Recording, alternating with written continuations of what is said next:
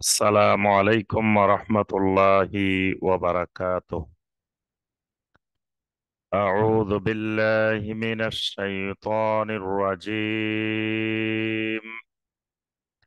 بسم الله الرحمن الرحيم.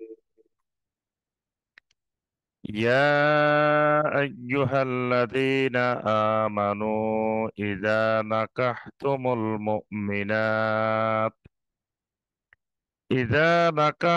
المؤمنات ثم طلقتموهن من قبل أن تمسوهن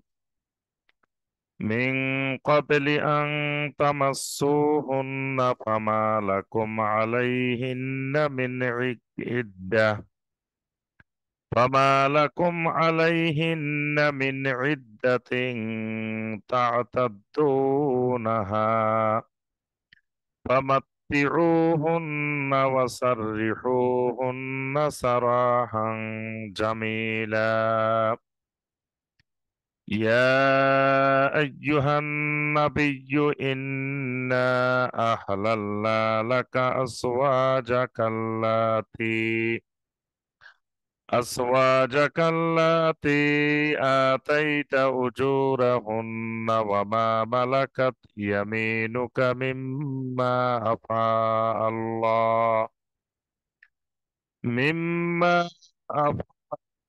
الله عليك وبنات عمك وبنات عماتك وبنات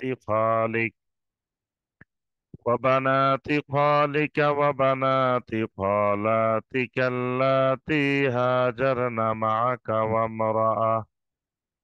وامرأة مؤمنة إن وهبت نفسها للنبي إن أراد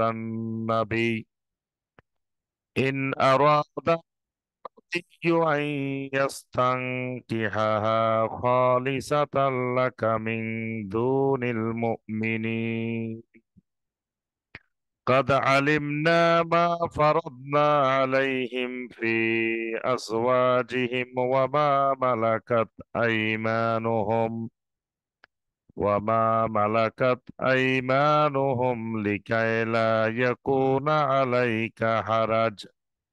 وكان الله غفورا رحيما. اللهم صل على محمد وعلى آل محمد كما صليت على إبراهيم وعلى آل إبراهيم إنك حميد مجيد. اللهم بارك على محمد وعلى آل محمد كما باركت على إبراهيم وعلى آل إبراهيم إنك حميد مجيد.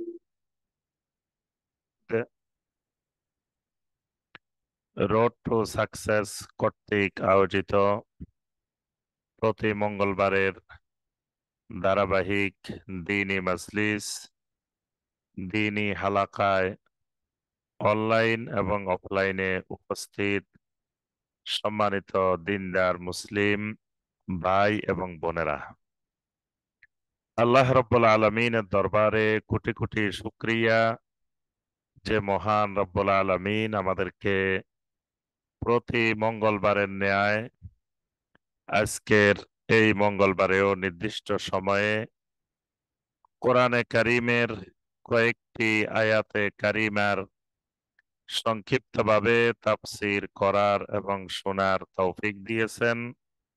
সে মহান রব্বুল আলমিনের শুকর আদায় করি, সকলে বলি আলহামদুলিল্লাহ। আল্লাহ সুবহানাহু ওয়া তাআলার এই কিতাব অত্যন্ত বরকতময় একটি কিতাব। আল্লাহ রব্বুল আলামিন ঘোষণা দিয়েছেন, কিতাবুন আনসালনাহু ইলাইকা মুবারাকুন, এমন একটি কিতাব আপনার উপরে আমি অবতীর্ণ করেছি যে কিতাবটি মোবারক, অর্থাৎ এটি একটি বরকতময় কিতাব। এই কিতাবের মধ্যে আল্লাহ রাব্বুল আলামিন অসংখ্য ধরনের বারাকা রেখেছেন। এই কিতাব তেলাওয়াত করার মধ্যে আল্লাহ রাব্বুল আলামিন বারাকা রেখেছেন। এই কিতাব বুঝার মধ্যে আল্লাহ রাব্বুল আলামিন বারাকা রেখেছেন। এই কিতাবের আমলের মধ্যে, এই কিতাবের হুকুম আহকাম মেনে চলার মধ্যেও আল্লাহ রাব্বুল আলামিন বারাকা রেখেছেন। বর্তমানে আমাদের যে সূরা থেকে আমাদের তাফসীর চলছে ধারাবাহিক, সূরাটি হলো সূরা আল আহজাব। সূরাতুল আহজাবের ৪৮ নম্বর আয়াতে কারিমা পর্যন্ত আমরা গত তাফসীরে আলোচনা করেছি। আজকে সূরা আল আহজাবের ৪৯ নম্বর আয়াতে কারিমা থেকে আমাদের তাফসীর হবে ইনশাআল্লাহ। সম্মানিত ভাই ও বোনেরা, আমরা এই সূরার শুরুতে আমরা আলোচনা করেছি যে সূরা আল আহজাব এই সূরাটি মাদানী সূরা। এই সূরার মধ্যে আল্লাহ রাব্বুল আলামিন বিশেষ করে গাজওয়াতুল আহজাব বা খন্দকের যুদ্ধের বিস্তারিত বিবরণ তুলে ধরেছেন। এই সূরাটির মধ্যে আল্লাহ রাব্বুল আলামিন বনু কুরাইজার যেই অভিযান, সেই অভিযান সম্পর্কে তুলে ধরেছেন। এই সূরার মধ্যে আল্লাহ রাব্বুল আলামিন অনেকগুলো সামাজিক কুসংস্কার দূরীকরণের ব্যাপারে আলোচনা করেছেন। বিশেষ করে জয়নব বিনতে জাহাস রাদিয়াল্লাহু তাআলা আনহার যে বিবাহ প্রথমে যায়েদ ইবনে হারসা রাদিয়াল্লাহু তাআলা আনহুর সাথে হয়েছিল, পরবর্তীতে তার তালাকের পরে নবী সাল্লাল্লাহু আলাইহি ওয়াসাল্লামের সাথে বিবাহ হয়। এই বিবাহের মাধ্যমে আল্লাহ রাব্বুল আলামিন একটি সামাজিক কুসংস্কার সমাজ থেকে আল্লাহ সুবহানাহু ওয়া তাআলা তার নবীর মাধ্যমেই প্রথমে দূর করেছেন। সেই বিষয়টিও আল্লাহ রাব্বুল আলামিন তুলে ধরেছেন। তো এই বিষয়গুলো আমরা ৪৮ নম্বর আয়াতে কারিমা পর্যন্ত আলোচনা দেখেছি। আজকে যেখান থেকে আমাদের তাফসীর হবে ইনশাআল্লাহ, এটি হলো সূরা আল আহজাবের ৪৯ নম্বর আয়াতে কারিমা। আজকে আমাদের ধারাবাহিক তাফসীরে সূরা আল আহজাবের পঞ্চম পর্বের তাফসীর হবে ইনশাআল্লাহ। ৪৯ নম্বর আয়াতে কারিমায় আল্লাহ রাব্বুল আলামিন শরঈ একটি হুকুম বর্ণনা করেছেন।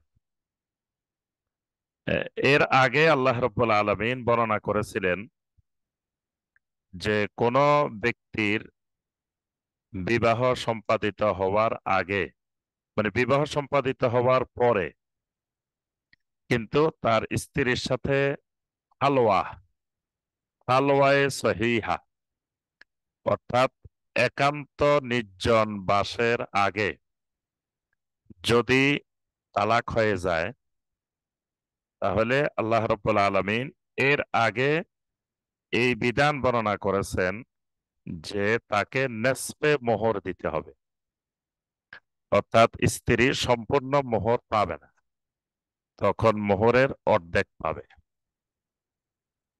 তো এখানে এই সূরা যে সময় নাজিল হয় এই সময় হয়তো এই ব্যাপারে কোনো একজনের বিষয়ে এই সমস্যা এসেছে যে একান্ত নির্জন বাসের আগে তালাক হয়ে গেছে, এখন তার ইদ্যত পালন করতে হবে কিনা। তো আল্লাহ রাব্বুল আলামিন শরঈ এই বিধানটির এখানে সুস্পষ্ট বিধান নাজিল করেছেন। আল্লাহ সুবহানাহু ওয়া তাআলা বলেন, ইয়া আইয়ুহাল্লাযীনা আমানু, হে ঈমানদারগণ, ইযা নাকাহতুমুল মুমিনাত, যখন তোমরা কোন মুমিনা নারীকে বিবাহ করবে, সুম্মা তাল্লাকতুমুহুন্না, অতঃপর ওই মুমিনা স্ত্রীকে তোমরা তালাক প্রদান করবে। মিন ক্বাবলি আন তামাসসুহুন্না, তাদেরকে স্পর্শ করার পূর্বে। এখানে তামাসসুহুন্না, স্পর্শ করা বলতে মানে তার সাথে একান্তে মিলিত হওয়া। এটাকে শরীয়তের ভাষায় বলা হয় খালোয়া, খালোয়ায়ে সহিহা। অর্থাৎ তাদের দুইজনের মধ্যে সহবাসের ক্ষেত্রে কোনো প্রতিবন্ধকতা বা বাধা নেই, এরকম একান্তে নির্জনে তারা অবস্থান করেছে।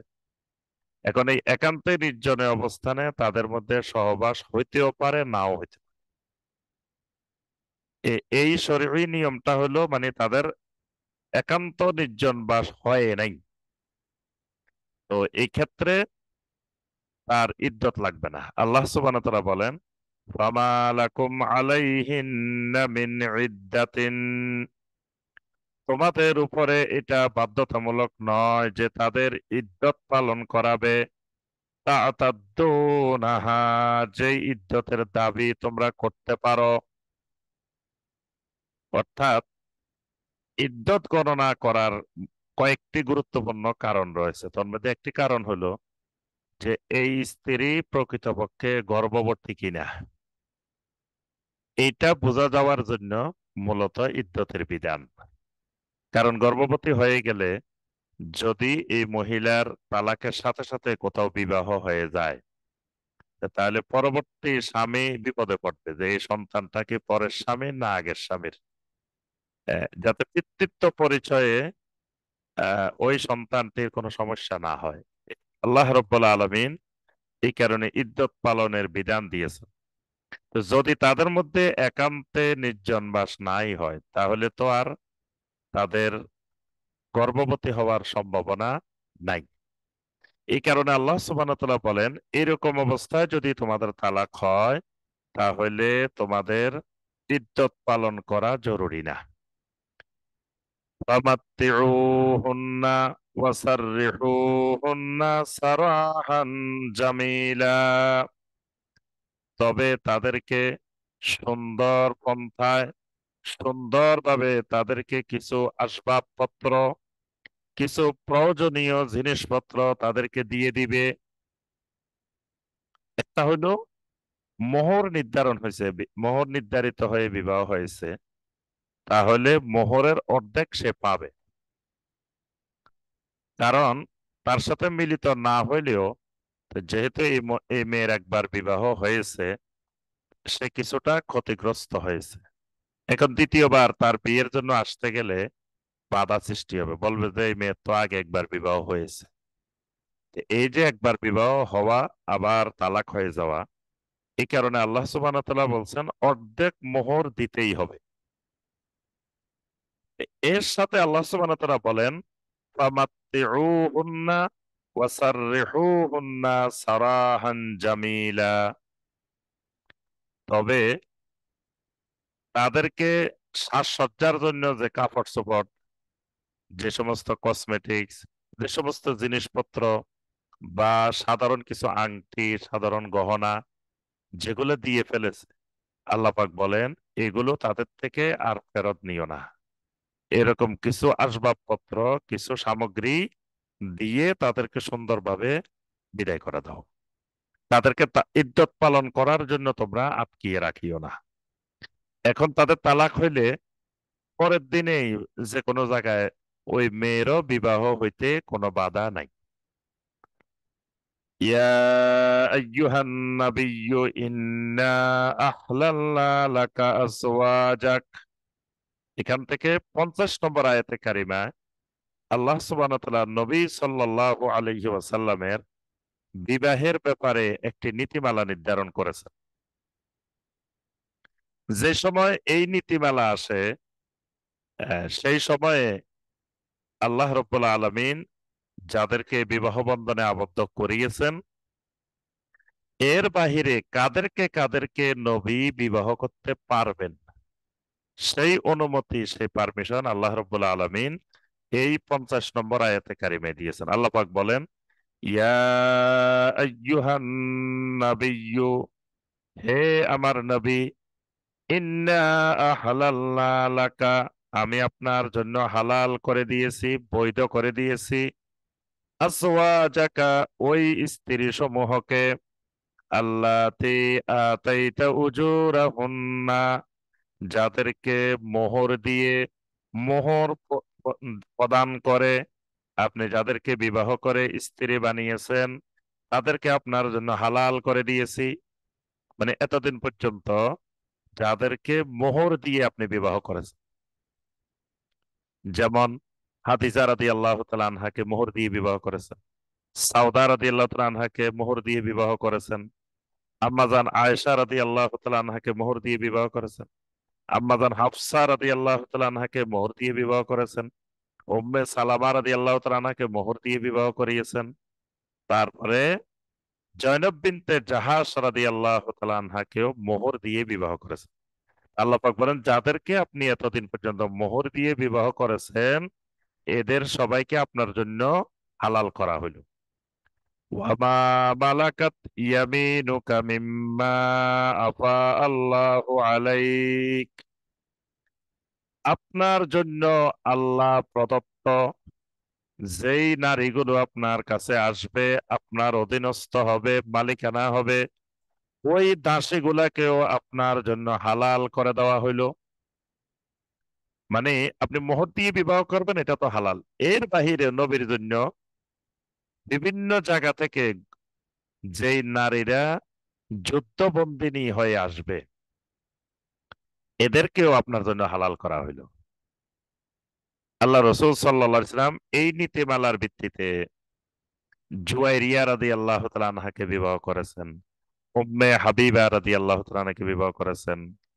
এরপরে আপনার মিশরের মুকাউকিস নবী সাল্লাল্লাহু আলাইহি ওয়াসাল্লামের জন্য উপহার সামগ্রী হিসাবে পাঠিয়েছিলেন আপনার মারিয়া কিপ্তিয়া রাদিয়াল্লাহু তাআলা আনহা। মারিয়া রাদিয়াল্লাহু তাআলা আনহাকে নবী সাল্লাল্লাহু আলাইহি ওয়াসাল্লাম এই নীতিমালার ভিত্তিতে বিবাহ করেছিলেন। এরপর আল্লাহ পাক বলছেন, ওয়া বানাতি আম্মিকা, আপনার চাচাতো বোনদেরকে আপনার জন্য হালাল করা হইলো। ওয়া বানাতি আম্মাতিকা, আপনার ফুফাতো বোনদেরকেও আপনার জন্য হালাল করা হইলো। ওয়া বানাতি খালিকা, আপনার খালাতো বোনদেরকেও আপনার জন্য হালাল করা হইলো। ওয়া বানাতি খালাতিকা আল্লাতী হাজারনা মাক, আপনার মামাতো বোনদেরকেও আপনার জন্য বৈধ করা হলো। তবে শর্ত হলো আল্লাতী হাজারনা মাআকা, যারা আপনার সাথে হিজরত করে মদিনা মুনাওয়ারায় এসেছে। মানে সব খালাতো বোন, সব মামাতো বোন, সব চাচাতো বোন হালাল করা হয়নি, যারা শুধুমাত্র আপনার সাথে হিজরত করে মদিনায় এসেছে তাদেরকেই হালাল করা হলো। ওয়ামরাআতাম মুমিনাতান ইন ওয়াহাবাত নাফসাহা লিন-নাবিয়্যি ইন আরাদান নাবিয়্যু আন ইয়াস্তানকিহাহা, এই বিবাহের বিধানটা নবী সাল্লাল্লাহু আলাইহি ওয়াসাল্লামের জন্য খাস। মোহর দিয়ে বিবাহ করা এটা সবার জন্য জায়েজ। এরপরে দাসীদেরকে বিবাহ করা, হালাল হওয়া, এটা সব মুমিনের জন্যই এটা হালাল, যদি সেটা দাসী হয়। চাচাতো বোন, খালাতো বোন, মামাতো বোন, এদেরকে বিবাহ করা, এটাও সব মুমিনের জন্যই হালাল। কিন্তু এখানে নবী সাল্লাল্লাহু আলাইহি সাল্লামের জন্য আরেকটি বিষয় আল্লাহ পাক বিশেষ করে বর্ণনা করছেন, সেটা হলো এটাকে বলা হয় নাকাহুল হেবা। কোন মুমিনা নারী যদি নবী সাল্লাল্লাহু আলাইহি সাল্লামের কাছে এসে সরাসরি প্রস্তাব দেয় যে আমি আমার নিজেকে আপনার কাছে হেবা করলাম, আপনি কোনো মোহর দেওয়া লাগবে না, কিছু দেওয়া লাগবে না, আপনি আমাকে বিবাহ করেন, তো নবী সাল্লাল্লাহু আলাইহি সাল্লাম যদি এই বিবাহের প্রস্তাবে কবুল করেন, হ্যাঁ বলেন, তাহলে বিবাহ হয়ে যাবে। কিন্তু এটা পৃথিবীর অন্য কোনো মুমিনের জন্য হবে না। মুমিনের জন্য বিবাহ হইতে হইলে অবশ্যই মোহর লাগবে, মোহরের মাধ্যমে বিবাহ হইতে হবে। নেকাহুল হেবা এটা শুধুমাত্র নবী সাল্লাল্লাহু আলাইহি ওয়াসাল্লামের জন্য খাস। আল্লাহ পাক বলেন, ওয়ামরাতাম মুমিনাতান ইন ওয়াহাবাত নাফসাহা লিন-নাবিয়্যি ওই মুমিন নারীকেও হালাল করা হইলো। যদি কোনো মুমিন নারী তার নিজেকে নবীর কাছে হেবা করে, নবীর জন্য দান করে, নিজেকে নবীর জন্য দান করে দিছে, হেবা করে দিছে। ইন আরাদান নাবিয়্যু আন ইয়াস্তানকিহাহা, যদি নবী ওই নারীকে বিবাহ করার ইচ্ছা পোষণ করেন, তাহলে এই নারীও নবীর জন্য হালাল। খালিসাতাল লাকা মিন দুনিল মুমিনিন, তবে নবী এটা শুধুমাত্র আপনার জন্য, খালেস, আপনার জন্য নির্দিষ্ট। মিন দুনিল মুমিনিন, অন্য মুমিনদের ক্ষেত্রে এটি প্রযোজ্য হবে না।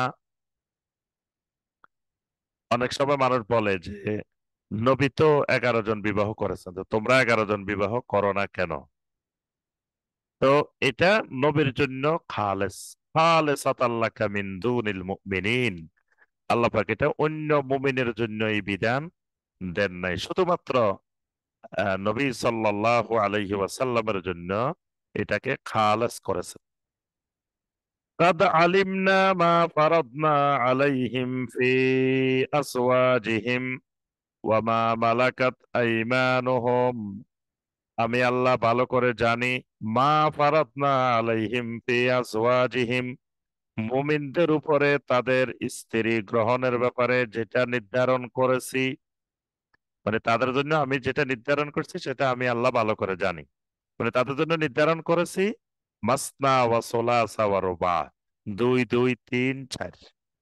ওয়া মা মালাকাত আইমানুহুম, তাদের অধীনস্থ যারা থাকবে তাদেরকেও, তাদের ব্যাপারেও আমি আল্লাহ জানি। লিকায় লা ইয়াকুনা আলাইকা হারাজুন, আর আপনার জন্য এটা এই জন্যই করেছি, লিকায় লা ইয়াকুনা আলাইকা হারাজুন, যাতে আপনার উপরে কোনো ধরনের কষ্ট না হয়, কোনো ক্ষেত্রে গিয়ে আপনার কোনো অসুবিধা সৃষ্টি না হয়। এখানে আমরা এর আগেও বলছিলাম গত তাফসীরে যে একটা প্রশ্ন দেখা দিয়েছিল যে নবী সাল্লাল্লাহু আলাইহি সাল্লাম তো 4 জন স্ত্রী এট এ টাইম আছে। যখন জয়নব বিনতে জাহাজকে বিবাহ করেন তখন 4 জন আছে। সাউদা রাদিয়াল্লাহু তাআলা আনহা আছেন, আয়েশা রাদিয়াল্লাহু তাআলা আনহা আছেন, তারপর হাফসা রাদিয়াল্লাহু তাআলা আনহা আছেন, উম্মে সালামা রাদিয়াল্লাহু তাআলা আনহা আছেন। তো এখন মুনাফিকরা বলা বলি করলো যে 4 জনের বেশি তো বৈধ না, তো রবি কিভাবে এখন এই জয়নব বিনতে জাহাজকে বিয়ে করবে? এট এ টাইম 4 জন তো আছে। আল্লাহ পাকের জন্য বলছেন এটা শুধুমাত্র আমি আপনার জন্য খালেস করেছি।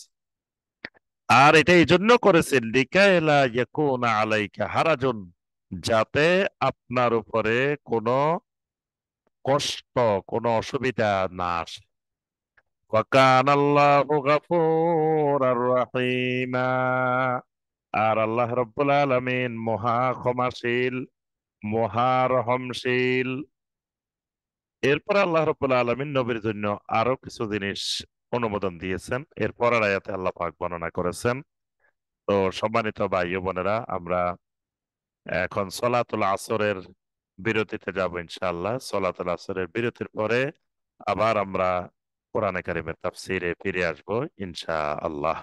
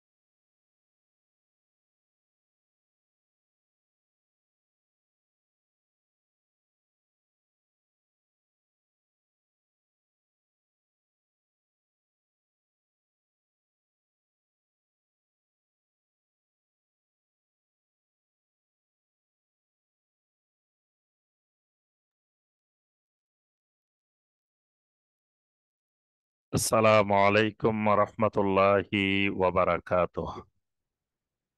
আলহামদুলিল্লাহি ওয়াহদা ওয়াসসালাতু ওয়াসসালামু আলা মান লা নাবিয়্যা বা'দা ওয়া আলা আলিহি ওয়া সাহবিহি ওয়া মাওয়ালা। আলহামদুলিল্লাহ, আমরা সলাতুল আসরের বিরতির আগে আমরা 50 নম্বর আয়াতে কারিমার আলোচনা করেছি। তো 51 নম্বর আয়াতে কারিমায় আল্লাহ রাব্বুল আলামিন নবী সাল্লাল্লাহু আলাইহি ওয়াসাল্লামকে আরো একটি বিষয়ে স্ত্রীদের ব্যাপারে এখতিয়ার প্রদান করেছেন। নবী সাল্লাল্লাহু আলাইহি সাল্লামের জন্য সকল স্ত্রীকে সমানভাবে সময় দেওয়া, এটা আল্লাহ পাক ফরজ করেন নাই। নবী সাল্লাল্লাহু আলাইহি সাল্লামকে আল্লাহ পাক এখতিয়ার দিয়েছেন, আপনি যেই স্ত্রীকে যখন চাইবেন আপনার সাথে রাখবেন, যাকে চাইবেন আপনি আলাদা রাখবেন। সফরে বা যে কোনো জায়গায় আপনি যাকে ইচ্ছা তাকেই আপনি নিয়ে যেতে পারবেন না। মানে অন্যদের জন্য একাধিক বিবাহ করলে সকল স্ত্রীকে সমানভাবে অধিকার রক্ষা করা ফরজ, কিন্তু এটা নবীর জন্য আল্লাহ পাক রুখসত দিয়ে দিয়েছেন। এই 51 নম্বর আয়াতে কারিমে আল্লাহ পাক বলেন, তুরজি মান তাশাউ মিনহুন্না, তাদের মধ্য থেকে আপনি যাকে চাইবেন তাকে আলাদা রাখবেন। ওয়া তুবি ইলাইকা মান তাশা, যাকে ইচ্ছা করেন তাকে আপনার সাথে রাখবেন। মানে আপনি যে স্ত্রীকে যখন আপনার সাথে রাখতে মন চায় সাথে রাখবেন, যাকে আলাদা রাখতে মন চায় তাকে আলাদা রাখবেন। ওয়ামান ইবতাগাইতা মিম্মান আসালতা ফালা জুনাহা আলাইক, এবং যাদেরকে আপনি আলাদা করে রেখেছেন তাদেরকেও যদি আবার ডেকে নেন কোনো অসুবিধা নাই। মানে একজনকে 3 দিন আপনি এক বাসায় ছিলেন, আর এক বাসায় একদিন ছিলেন, বা আবার আপনি আগের বাসায় গেছেন, এটাতে আপনার জন্য কোনো অসুবিধা নাই। যালিকা আদনা আন তাকাররা আয়ুনুহুন্না, এটা এই কারণেই যেন আপনার চক্ষুগুলো সবসময় প্রশান্ত থাকে। ওয়ালা ইয়াহজান্না, এবং আপনার মধ্যে যেন কোনো চিন্তা পেরেশানি না আসে। ওয়াইয়ারদাইনা বিমা আতাইতাহুন্না কুল্লুহুন্না, এবং তাদেরকে আল্লাহ রাব্বুল আলামিন যা কিছু দিয়েছেন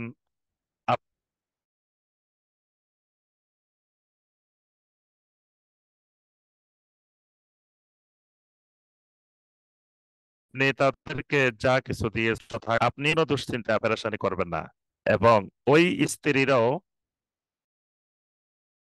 আপনি তাদেরকে যা কিছু দিয়েছেন তা পেয়ে তারা সন্তুষ্ট থাকবে, কারণ তারা আপনার সাথে ওয়াদাবদ্ধ। এর আগে কিন্তু আল্লাহ পাক বলছিলেন যে আপনি তাদেরকে চাইলে আপনি সবাইকে বিদায় করে দেন যদি তারা দুনিয়া চায়। তো তারা সবাই বলছে যে আমরা আল্লাহকে চাই, আল্লাহ রসুলকে চাই, আখেরাত চাই। সুতরাং আপনার স্ত্রীরা এই ব্যাপারে আর কোনো অভিযোগ আপনার কাছে পেশ করবে না। ওয়াল্লাহু ইয়ালামু মা ফি কুলুবিকুম, আর তোমাদের অন্তরের মধ্যে যা কিছু আছে এ সম্পর্কে আল্লাহ রাব্বুল আলামিন সব ভালো করে জানেন। ওয়া কানাল্লাহু আলিমান হালিমা, আল্লাহ রাব্বুল আলামিন মহা জ্ঞানী এবং মহা সহিষ্ণু। লা ইয়াহিল্লু লাকান নিসাউ মিন বাদু ওয়ালা আন তাবাদ্দালা বিহিন্না মিন আসওয়াজিন ওয়ালাউ আ'জাবাকা হুসনুহুন্না ইল্লা মা মালাকাত ইয়ামিনুক। এখন এই স্ত্রীরা যারা বর্তমানে আছে এরা কিন্তু শপথ করা স্ত্রী যে আমরা যত দুঃখ কষ্ট যত কিছুই হোক আমরা নবীকে ছেড়ে কোথাও যাব না। আল্লাহ পাক বলেন, লা ইয়াহিল্লু লাকান নিসাউ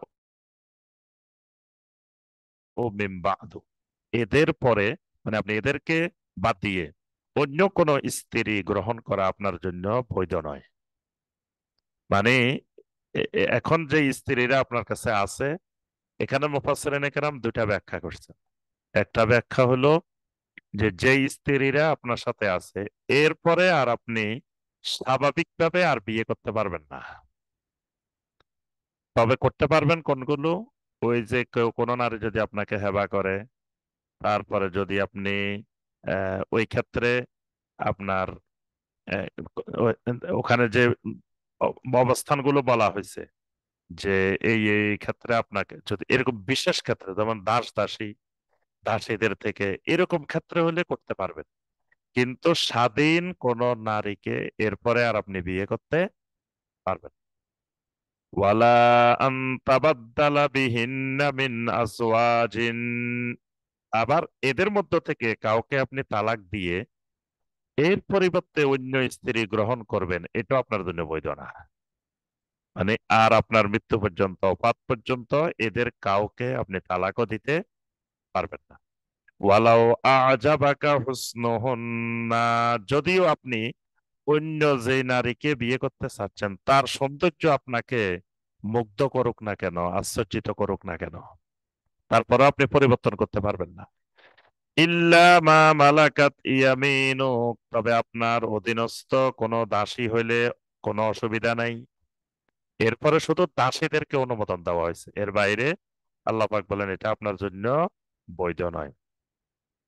ওয়া কানা আল্লাহু আলা কুল্লি শাইইর রাকিবা, আল্লাহ রাব্বুল আলামিন প্রত্যেকটি জিনিসের ব্যাপারে মহা পর্যবেক্ষণকারী, অর্থাৎ সব জিনিস, কুল্লু শাই, যত বস্তু আছে, যত জিনিস আছে, সব আল্লাহ রাব্বুল আলামিনের মহা পর্যবেক্ষণে আছে।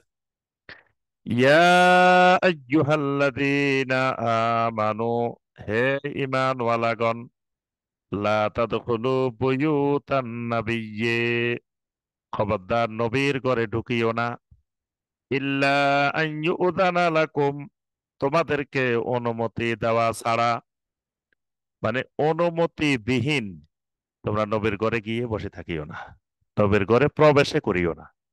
এই আয়াতে কারিমা নাজিলের শানে নুজুল হইল যেদিন জয়নব বিনতে জাহাশ রাদিয়াল্লাহু তাআলার বিয়ে হয়, তখন নবী সাল্লাল্লাহু আলাইহি সাল্লাম অলিমা দিলেন। অলিমার জন্য কিছু সাহাবীকে দাওয়াত দিছেন। আলহামদুলিল্লাহ, তারা অলিমার দাওয়াতে অংশগ্রহণ করেছেন, খাওয়া দাওয়া করেছেন। এখন তারা বসে গল্প গুজব শুরু করে দিছেন, মানে আর নবীর ঘর থেকে কেউ বাইরে যেতে চাচ্ছে না। এখন নবী সাল্লাল্লাহু আলাইহি সাল্লাম একবার এই ঘরের সামনে দিয়ে হাঁটেন, আরেকবার আরেক স্ত্রীদের ঘরের সামনে দিয়ে হাঁটেন, চারিদিকে হাঁটতেছেন, কিন্তু নবী সাল্লাল্লাহু আলাইহি সাল্লাম লজ্জায় কিছু তাদেরকে বলতেছেন না। কিন্তু আল্লাহ রাব্বুল আলামিন এই জিনিসটাকে ভালো দৃষ্টিতে দেখেন নাই। আল্লাহ পাক আয়াত নাজিল করে বলে দিছেন যে খবরদার আমার নবীর ঘরে খাওয়া শেষ হলেই চলে যাবে। যদি কখনো খাওয়ার জন্য তোমাদেরকে ডাকা হয়, ইজা তাইমতুম ফান্তাশিরু, খানা শেষ, সাথে সাথে বের হয়ে যাও। এখানে বসে ওয়ালা মুস্তানিসিনা লিহাদিসিন, এখানে বসে গল্প গুজব আড্ডা জমানো যাবে না, বসে থাকা যাবে না। তা আল্লাহ পাক বলেন, প্রথম কথা, নবীর ঘরে অনুমতি ছাড়া কখনো যাওয়া যাবে না। ইলা তুআমিন গায়রা নাযিরিনা এনাহু, নবীর ঘরে যাই, খানার সময়ে গিয়ে খাওয়ার অপেক্ষায়ও বসে থাকা যাবে না। হ্যাঁ, আবার আগ মুহূর্তে যায়, কিছু কিছু মেহমান আছে, হ্যাঁ, মেহমান বুঝে যে এখন খাবারের টাইম ধরে যায়। এটা কিন্তু শুধু নবীর ক্ষেত্রে না, সাহাবায়ে কেরামদেরকে বলছেন আল্লাহ পাক, এটা না, এটা সকল মুমিনের ক্ষেত্রেই এই নির্দেশ। যেতে হলে এমন ভাবে যেতে হবে যাতে তারা আমি যাওয়ার পরে প্রস্তুতি নিতে পারে, অথবা তারা আগে থেকে জানেন যে আমি যাব।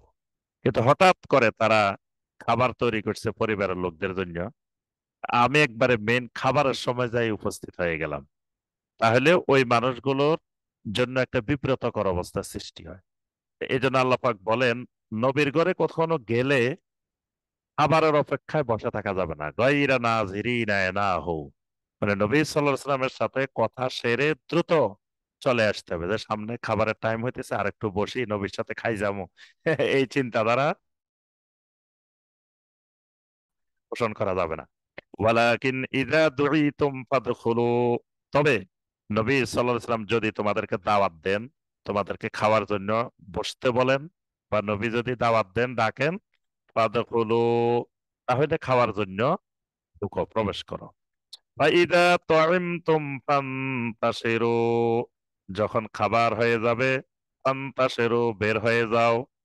ওয়ালা মুস্তানিসিনা লিহাদিসিন, আর কথাবার্তা গল্প শুরু করে দিও না তোমরা। ইন্না যালিকুম কানা ইউযিন নাবিয়্যা ফাস্তাহি মিনকুম, তোমাদের এই কর্মকাণ্ড নবীকে কষ্ট দেয়, কিন্তু ফায়াস্তাহি মিনকুম, নবী তোমাদেরকে বলতে লজ্জাবোধ করেন। নবীর কষ্ট হয়, কিন্তু নবী তোমাদেরকে বলতে পারে না। এরকম অনেক সময় হয়, কোনো একজন মেহমান আসছেন, হয়তো দেখা গেল আমার একটা গুরুত্বপূর্ণ কাজ, এখন মেহমান তো বসে গল্প শুরু করে দিচ্ছে, মনে করছে যে কোনো কাজ নাই, অথচ এখানে গুরুত্বপূর্ণ কাজটা চলে যাচ্ছে। বলতেও পারতেছেন না মেহমানকে যে মেহমান আপনি চলে যান, আমার কাজ আছে। আবার মেহমানও বুঝতেছে না। আল্লাহ পাক বলেন এটাতে আমার নবীর কষ্ট হচ্ছে, কারণ নবীর সেদিন এই স্ত্রীর সাথে বাসর রাত। তাহলে এটা স্বাভাবিকভাবেই একটা কাম্য যে প্রথম দিন স্ত্রীর সাথে বাসর রাত, সেখানে রাসূল যাবেন। এখন তারা খাওয়া দাওয়া করে ঘরের মধ্যে বসে রয়েছে, রাসূল তো মেহমান রাখি এদেরকে রেখে যেতেও পারতেছেন না। তা আল্লাহ পাক বলেন আমার নবী তোমাদেরকে রেখে লজ্জাবোধ করতেছে। ওয়াল্লাহু লা ইয়াস্তাহি মিনাল হক, আর আল্লাহ রাব্বুল আলামিন সত্য তুলে ধরতে কখনো লজ্জাবোধ করেন না। সুবহানাল্লাহ। আল্লাহ রাব্বুল আলামিন যেটা সত্য, যেটা হক, এটা বলতে, এটা তুলে ধরতে লজ্জাবোধ করেন না। ওয়া ইযা সাআলতুমুহুন্না মাতাআন ফাসআলুহুন্না মিন ওয়ারাই হিজাব, আর নবীর স্ত্রীদের কাছে যখন কোনো কিছু চাইবে, তখন পর্দার আড়াল থেকে চাইবে।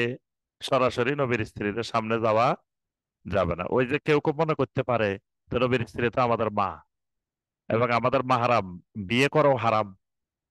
তাহলে কেউ কেউ মনে করতে পারে যে মনে হয় নবীর স্ত্রীদের সাথে আমাদের পর্দা করার দরকার নাই। আল্লাহ পাকের জন্য বলে দিচ্ছেন যখন তাদের কাছে কোনো কিছু চাইবে, কোনো প্রয়োজন দেখা দিবে, পাস আলু হুন্না মিন ওয়ারাই হিজাব, তাদেরকে পর্দার আড়াল থেকে তাদের কাছে চাইবে। এমনকি আম্মাজান আয়েশা রাদিয়াল্লাহু তাআলা আনহা, তিনি তো সর্বাধিক হাদিস বর্ণনাকারী রাবীদের একজন। সাহাবীদের মধ্যে 7 জন সাহাবী সবচাইতে অধিক হাদিস বর্ণনাকারী। এই 7 জনের মধ্যে আম্মাজান আয়েশা রাদিয়াল্লাহু তাআলা আনহাও একজন। তিনি সাহাবায়ে কেরামকে হাদিস শিখাইতেন, হাদিস বর্ণনা করতেন। শত শত সাহাবায়ে কেরাম তার ঘরের সামনে বসে থাকতো, কিন্তু উনি ঘরের ভিতরে পর্দা দিয়ে, পর্দার আড়াল থেকেই হাদিসগুলো বলতেন। এই পাশে সাহাবীরা বসে তার থেকে হাদিস গ্রহণ করতেন। যালিকুম আতহারু লিকুলুবিকুম ওয়া কুলুবিহিন্না, এটা তোমাদের জন্য এবং তাদের জন্য, উভয়ের জন্য অন্তরের পবিত্রতার সহায়ক। এভাবে পর্দা রক্ষা করলে তাদের অন্তরও পবিত্র থাকবে, তোমাদের অন্তরও পবিত্র থাকবে। ওয়ামা কানা লাকুম আন তুযু রাসূলাল্লাহি, আর তোমাদের জন্য কখনো সমীচীন নয়, উচিত নয় তোমরা আল্লাহর রাসূলকে কষ্ট দিবে। একজন ইমানদার আল্লাহর রাসূলকে কষ্ট দিবে, এটা কখনো তার জন্য শোভনীয় নয়। ওয়ালা আন তানকিহু আসওয়াজাহু মিন বাদিহি আবাদা, এবং তোমাদের জন্য এটাও বৈধ নয় নবীর পরে কখনো নবীর স্ত্রীদেরকে তোমরা বিবাহ করবে, এটাও তোমাদের জন্য বৈধ না। ইন্না যালিকুম কানা ইনদাল্লাহি আযীমা। আর এখানে আরো একটা বিষয় হলো, যেই স্ত্রীর সর্বশেষ স্বামী যিনি থাকবেন জান্নাতের মধ্যে, ওই স্বামীর সাথে থাকবেন, মানে আগের স্বামীর সাথে থাকবে না, সর্বশেষ যে স্বামী তার, সেই স্বামীর সাথে সে থাকবে। তো নবীর স্ত্রীরা শপথ করছে দুনিয়াতেও নবীর সাথে থাকবে, জান্নাতেও নবীর সাথে থাকবে। তাহলে নবীর স্ত্রীরা তো আর বিয়ে হওয়া কোনোভাবেই বৈধ না, কারণ নবীর স্ত্রীরা নবীর সাথে জান্নাতে থাকবে। এজন্য অনেক সাহাবী, মহিলা সাহাবীও স্বামী শাহাদাত বরণ করছেন, স্বামী মারা গেছেন, এরপরে তারা দ্বিতীয়বার বিবাহ বন্ধনে আবদ্ধ হন নাই। এই জন্যই হন নাই, তো ওই স্বামীর সাথে তারা জান্নাতে থাকবেন। কারণ এই শহীদ স্বামী তো সে আর জীবনে নাও পেতে পারে। যারা শাহাদাত বরণ করছেন, বা যারা নবীর হালতে, নবী থাকা অবস্থায় মৃত্যুবরণ করছেন, নবী যাদের জানাজা পড়াইছেন, রাসূল যাদের কবরে রাখছেন, তাহলে এরা এরকম স্বামী তো আর পরবর্তী স্বামী নাও পাইতে পারে। আল্লাহ পাক বলেন ইন্না যালিকুম কানা ইনদাল্লাহি আযীমা। তোমাদের এই বিষয়গুলো আল্লাহ রাব্বুল আলামিনের কাছে বড় বিষয়, মহান বিষয়। ইন তুবদু শাইআন আও তুখফুহু, তোমরা যে কোনো জিনিস প্রকাশ করো অথবা গোপন করে রাখো, বা ইন্নাল্লাহা কানা বিকুল্লি শাইইন আলিমা, অবশ্যই আল্লাহ রাব্বুল আলামিন সব জিনিসের ব্যাপারে জানেন। সুবহানাল্লাহ। তোমরা যে জিনিস গোপন করে রাখো এটাও আল্লাহ জানেন, যে জিনিস প্রকাশ করো সেটিও আল্লাহ রাব্বুল আলামিন জানেন। লা জুনাহা আলাইহিন্না ফি আবাইহিন্না ওয়ালা আবনাইহিন্না ওয়ালা ইখওয়ানিহিন্না। এই 55 নম্বর আয়াতে আল্লাহ পাক বর্ণনা দিচ্ছেন নবীর স্ত্রীদের কাছে কারা কারা যেতে পারবে, মানে পর্দা ছাড়া কারা কারা যাওয়া আসা করতে পারবে, এটাও আল্লাহ পাক নির্দিষ্ট করে দিচ্ছেন। লা জুনাহা আলাইহিন্না, তাদের কোনো অসুবিধা নাই, ফি আবাইহিন্না, যদি তাদের বাবারা তাদের কাছে আসে, তাদের বাপ যদি তাদের কাছে আসে কোনো অসুবিধা নাই। ওয়ালা আবনাইহিন্না, তাদের ছেলে সন্তান, হয়তো নবী সাল্লাল্লাহু আলাইহি সাল্লামের সাথে বিবাহের আগে ওই মহিলার কোনো সন্তান আছে, ছেলে আছে, তো ওই ছেলেরা যদি মায়ের কাছে আসে কোনো অসুবিধা নাই। ওয়ালা ইখওয়ানিহিন্না, তাদের ভাইয়েরা যদি আসে কোনো অসুবিধা নাই। ওয়ালা আবনাই ইখওয়ানিহিন্না, তাদের ভাইদের সন্তানেরা, মানে ভাতিজারা, তারা ফুফুর কাছে যদি আসে কোনো অসুবিধা নাই। ওয়ালা আবনাই আখওয়াতিহিন্না, তাদের বোনের ছেলেরা, বোনের সন্তানেরা যদি খালার কাছে আসে তাহলেও কোনো অসুবিধা নাই। ওয়ালা নিসাইহিন্না, তাদের সাথে সব সময় উঠা বসা মেলামেশার নারীরা। এখান থেকে সরিয়ে একটা হুকুম আছে যে সব নারীও, মানে পর্দাবিহীন নারীদের সাথে দেখা করতে পারে না। এটা এই কারণে আল্লাহ পাক এখানে দেখেন নারী বলছে, কিছু নারী এরা ওই নবীর স্ত্রীদের সাথে দেখা করতে পারবে, সব নারীদের দেখার অনুমোদন দেন নাই। কোন নারীরা পারবে? যেই নারীগুলো পর্দাশীল, মানে সে নিজে পর্দা করে, তো এরকম পর্দাশীল মহিলা নবীর স্ত্রীদের কাছে যেতে পারবে। কিন্তু যে মহিলা পর্দাশীল না, বেপর্দা, বেপর্দা মহিলাও কিন্তু পুরুষের হুকুম, কারণ সে তো পুরুষের মতো চলাফেরা করে, এ তো পর্দা করে না। এই জন্য বেপর্দা মহিলার সাথেও পর্দাশীল মহিলাকে পর্দা করতে হয়। এটা বলার কারণ নাই যে এ তো মহিলা, আমার মতো মহিলার সাথে পর্দা কি, তার সাথেও পর্দা করতে হয়। এই জন্য আল্লাহ পাক বলছেন নবীর স্ত্রীদের সাথে মেলামেশার উঠা বসার যে নারীরা, তারা আসলেও অসুবিধা নেই। ওয়ালা মা মালাকাত আইমানুহুন্না, তাদের দাসীরা, তাদের অধীনস্থ যেই দাস দাসীরা আছে, মানে গোলামেরাও আসতে পারবে, গোলাম তাদের সামনে আসতে পারবে। ওয়াত্তাকিন আল্লাহ, আর নবীর স্ত্রীরা আল্লাহকে ভয় করো, তোমরা বেশি বেশি তাকওয়া অবলম্বন করো। অন্য আয়াতে আল্লাহ পাক বলছেন, ইয়া নিসা আন-নাবিয়্যি লাস্তুন্না কাআহাদিম মিনান নিসা, ও নবীর স্ত্রীরা তোমরা তো অন্যান্য নারীদের মতো নও। ইন্নাল্লাহা কানা আলা কুল্লি শাইইন শাহিদা, আল্লাহ রাব্বুল আলামিন সব কিছু দেখেন, প্রত্যক্ষ করেন। ইন্নাল্লাহা ওয়া মালাইকাতাহু ইউসাল্লুনা আলান নবী ইয়া আইয়ুহাল্লাযীনা আমানু সাল্লু আলাইহি ওয়া সাল্লিমু তাসলিমা। সুবহানাল্লাহ। আল্লাহ পাক বলেন অবশ্যই আল্লাহ রাব্বুল আলামিন এবং তার ফেরেশতারা নবীর উপরে সলাত পেশ করেন। সলাত পেশ করেন মানে আল্লাহর সাথে যখন সলাতের সম্পর্ক হবে তখন অর্থ হবে রহমত। আল্লাহ নবীর উপরে রহমত বর্ষণ করেন। ফেরেশতাদের সাথে যখন সলাত হবে তখন ফেরেশতারা নবীর জন্য ইস্তেগফার করেন, ক্ষমা প্রার্থনা করেন। ইয়া আইয়ুহাল্লাযীনা আমানু, অতএব হে ঈমানদারগণ, সল্লু আলাইহি, তোমরা আমার নবীর উপরে সলাত পেশ করো। তাহলে মুমিনের সাথে যখন সলাতের সম্পর্ক হবে তখন অর্থ হবে কি? তো নবীর সাথে যখন সালাত মুমিনের সাথে হবে তখন হবে দোয়া। সালাত অর্থ দোয়া, তোমরা নবীর জন্য দোয়া করো। ওয়াসাল্লিমু তাসলিমা, এবং নবীর উপরে বেশি বেশি সালাম পেশ করার মতো সালাম পেশ করো। এই কারণে সল্লু আলাইহি ওয়াসাল্লিমু তাসলিমা, নবীর জন্য দোয়া করা, সালাম পেশ করা, এটা একটা গুরুত্বপূর্ণ ইবাদত। এই আয়াতের হুকুম হলো জীবনে একবার নবী সাল্লাল্লাহু আলাইহি ওয়াসাল্লামের উপরে দরুদ পেশ করা ফরজ। এ ব্যাপারে উম্মতের ইজমা। একবারও যদি কেউ নবী সাল্লাল্লাহু আলাইহি ওয়াসাল্লামের উপরে দরুদ পেশ না করে, তাহলে সে ফরজ আদায় করে নাই। এরপরে নবীর নাম যতবার উচ্চারণ হবে ততবার নবী সাল্লাল্লাহু আলাইহি ওয়াসাল্লামের উপরে দরুদ পেশ করা, দোয়া করা, এটা সুন্নত, কারো কারো মতে মুস্তাহাব। আর সল্লু আলাইহি ওয়াসাল্লিমু তাসলিমা, সলাত এবং সালাম দুটাকে সম্পৃক্ত করার কারণে আমরা সলাতের মধ্যে আত্তাহিয়াতু পড়ি প্রথমে। আত্তাহিয়াতুর মধ্যে সালাম আছে, সলাত নাই। এই জন্য তার সাথে দরুদ, আল্লাহুম্মা সাল্লি আলা মুহাম্মদ ওয়া আলা আলি মুহাম্মদ, তার সাথে দরুদ সম্পৃক্ত করা। এই জন্য শাইখ বিন বাজ রাহিমাহুল্লাহ বলছেন, শাইখ বিন বাজ রাহিমাহুল্লাহর ফতোয়া হলো প্রথম রাকাতেও আত্তাহিয়াতুর সাথে দরুদ পড়তে হবে। আমরা তো প্রথম রাকাতে খালি আত্তাহিয়াতু পড়ি। প্রথম বৈঠকেও শাইখ বিন বাজ রাহিমাহুল্লাহ বলেন যে দরুদের আত্তাহিয়াতুর সাথে দরুদ পড়তে হবে, দরুদ পড়াটা ওয়াজিব। কারণ আল্লাহ পাক বলছেন সল্লু আলাইহি ওয়া সাল্লিমু তাসলিমা, অর্থাৎ সালাম দিলে সলাত পেশ করতে হবে, সলাত পেশ করলে সালাম পেশ করতে হবে। তবে এটাকে অধিকাংশ ফুকাহায়ে কেরাম সমর্থন করেন নাই।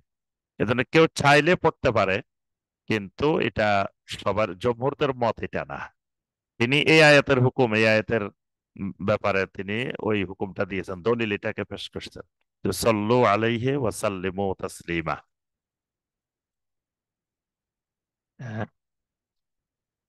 হ্যাঁ, জি। তো এখানে আল্লাহ পাক সলাত এবং সালামের নির্দেশ দিয়েছেন, এবং সলাত এবং সালামের অনেক ফজিলত আল্লাহ রাসূল সাল্লাল্লাহু আলাইহি ওয়াসাল্লাম হাদিসে বর্ণনা করেছেন। নবী সাল্লাল্লাহু আলাইহি ওয়াসাল্লাম বলেছেন, মান সাল্লা আলাইয়া ওয়াহিদাতান সাল্লাল্লাহু আলাইহি বিহা আশরা, কেউ যদি আমার উপরে একবার দরুদ পেশ করে, আল্লাহ রাব্বুল আলামিন তার উপরে 10 বার রহমত বর্ষণ করেন। সুবহানাল্লাহ। কোন কোন হাদিসে নবী সাল্লাল্লাহু আলাইহি ওয়াসাল্লাম বলছেন আল্লাহ পাক তার 10টা গুনাহ মাফ করে দেন, তার 10টা মর্যাদা আল্লাহ পাক বাড়িয়ে দেন। এইভাবে দরুদের অনেক ফজিলত হাদিসের মধ্যে নবী সাল্লাল্লাহু আলাইহি ওয়াসাল্লাম বর্ণনা করেছেন। দরুদটা আল্লাহর জিকিরও, যতবার নবী সাল্লাল্লাহু আলাইহি ওয়াসাল্লামের ব্যাপারে দরুদ পেশ করা হবে ততবার আল্লাহর জিকির হবে। কারণ সাল্লাল্লাহু, সাল্লার পরে আল্লাহ, আল্লাহর জিকির, আল্লাহর কাছে দোয়াটা করা হচ্ছে। বা আল্লাহুম্মা সাল্লি আলা, এজন্য আল্লাহুম্মা সাল্লি আলা বললে শেষে ওয়াসাল্লিম বলতে হবে। আল্লাহুম্মা সাল্লি আলা মুহাম্মদ ওয়া আলিহি ওয়া সাহবিহি ওয়া সাল্লিম, মানে আগে সল্লি হলে পরে সাল্লিম হবে। সাল্লাল্লাহু আলাইহি ওয়াসাল্লাম, সাল্লাল্লাহু আলাইহি সাথে ওয়াসাল্লাম, মানে প্রথমটা যদি মাঝির সিগা হয় সল্লা হয়, শেষেরটা হবে সাল্লাম, মাঝের সিগা। প্রথমটা যদি আমরের সিগা হয় আল্লাহুম্মা সল্লি, শেষেরটাও হবে সাল্লিম, মানে দুটো একই একই সিগা দিয়ে বলতে হবে। আর নবী সাল্লাল্লাহু আলাইহি ওয়াসাল্লামের পরে দরুদের ভাষাগুলোর মধ্যে যে ভাষায় দোয়া করুক সেখানে সলাত থাকতে হবে, সালাম থাকতে হবে, এই দুইটা অবশ্যই বাধ্যতামূলক। আল্লাহ রাব্বুল আলামিন আমাদের সবাইকে কোরআনে কারিমের এই আয়াতগুলোর আলোকে আমল করার তৌফিক দান করুন।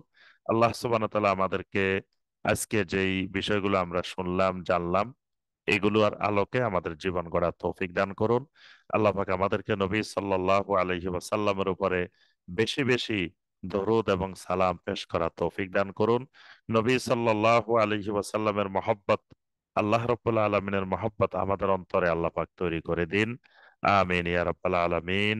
সুবহানাকা আল্লাহুম্মা বিহামদিকা আশহাদু আল্লা ইলাহা ইল্লা আনতা আস্তাগফিরুকা ওয়া আতুবু ইলাইক। আসসালামু আলাইকুম ওয়া রাহমাতুল্লাহি ওয়া বারাকাতুহু।